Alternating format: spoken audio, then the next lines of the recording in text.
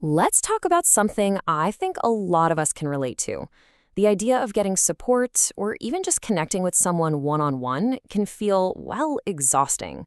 We crave that connection, but we also dread that feeling of being completely drained afterward, that social hangover. So in this explainer, we're going to flip that script and figure out how to get that deep, nourishing support without completely wiping ourselves out. Okay, just pause and let this one sink in for a second. Read it again. It's not that you dislike connection, it's that you dislike being overstimulated. For so many of us, hearing this is like a light bulb going off. It's not a personal failing, not at all. It's just a reaction to too much input. And honestly, this idea right here is the foundation for everything else we're about to explore. So, if we can just pull those two things apart, real, genuine connection on one side, and that feeling of sensory overload on the other, a whole new world of possibilities opens up. It means we can start intentionally choosing one-on-one support that is specifically designed to fill our cup, instead of being just another thing that drains it. So what is it exactly about one-on-one time that feels so different from, a group hangout or a busy meeting? It really all comes down to sensory input and how our nervous systems have to process everything. And it becomes crystal clear when you see it laid out side by side. Okay, look at the difference here. On the left, you've got group interactions. You're trying to track multiple conversations, read different people's body language, tune out background noise. Your brain is just going into overdrive. It literally floods your nervous system. But then look to the right. With a one-on-one connection, that input is so much softer. It's just a single stream. Your attention can actually focus. You can be more present. And your nervous system finally gets the memo that it's okay to relax. All of a sudden, connection feels spacious. Of course, it's not just about having only one other person in the room. Who that person is, well, that's at least half the battle, right? You could have the most perfect, structured conversation in the world, but it's not going to feel good if the other person's energy is just all over the place or super draining. So these are the green flags you want to be looking for. A safe person isn't trying to fill every single moment of silence. They're comfortable with it. They listen to actually understand you, not just to figure out what they're going to say next. And that last one is huge. They don't hijack the conversation and make it all about them. People with these qualities create a space where you can just be, no performance needed.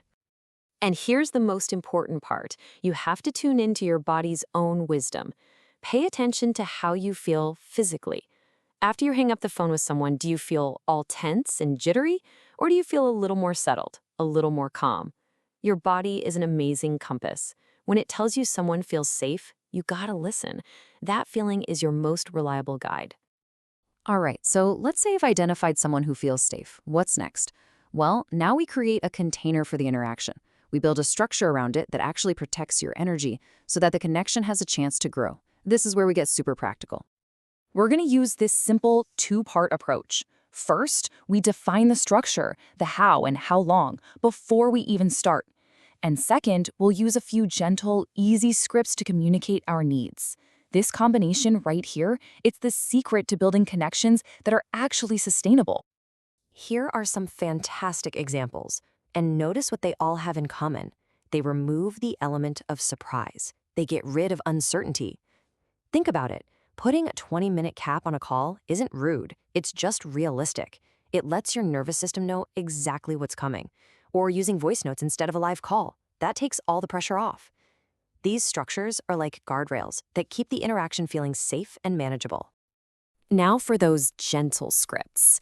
This first one, it's just beautiful. It's honest, and it's an invitation, not a demand. You're being upfront about your capacity, which is actually a real gift to the other person. It lets them know exactly what you can offer right now, so there's no guesswork. This is such a simple, non-confrontational way to set a boundary around how you communicate.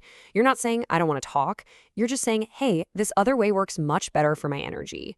For a lot of us, just realizing we have permission to ask for this can be a total game changer. Oh man, how many times have you been blindsided by a really heavy, intense conversation that you just did not have the energy for? This script lets you set the emotional temperature right from the start. It's about creating a safe container for the topic itself, which is a boundary we often forget we can set. And this is a gift you give to both the other person and yourself. It completely deflates that pressure to respond immediately that our world is so full of. When you offer that grace to someone else, you're also giving it to yourself. It's a tiny phrase that builds a massive foundation of trust and understanding. Okay, this is a big one. You're in a conversation, you feel that energy meter dropping into the red, and that familiar sense of panic starts to creep in. How do you get out of it without feeling rude or guilty? The secret is to keep it simple, honest, and kind. Look how simple and clean that is. There's no long, elaborate excuse. You're just stating a fact about your energy and what you need to do about it. It's direct, it's honest, and it totally honors your body's signals. This is a fantastic option when you really value the conversation, but you've just hit your limit for right now. It signals that you want to continue, just not in this moment. It keeps the door open without forcing you to push past your capacity. I really love this one because it pairs the boundary with genuine gratitude. You're affirming how much the connection means to you while also honoring your need to step away. It just leaves everyone feeling good. So, as we wrap things up, I really want to leave you with this one core idea. Taking ownership of your own energy, it isn't selfish. It's actually the most fundamental requirement for having any kind of healthy, sustainable relationship with other people and, most importantly, with yourself. Let's just sit with that for a moment. Your energy matters. It's not some afterthought or a luxury you can get to later. It is a vital, precious resource, and it deserves to be protected and managed with real intention. This is your official permission slip to make it a priority. So, I'll leave you with this question to carry with you.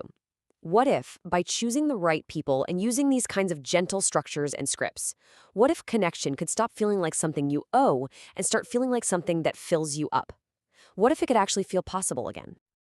If this explainer helped connection feel even a little more possible for you, we can keep this gentle momentum going. The next one is all about a quiet superpower that builds directly on what we've talked about today, the art of setting gentle, clear, and truly effective boundaries.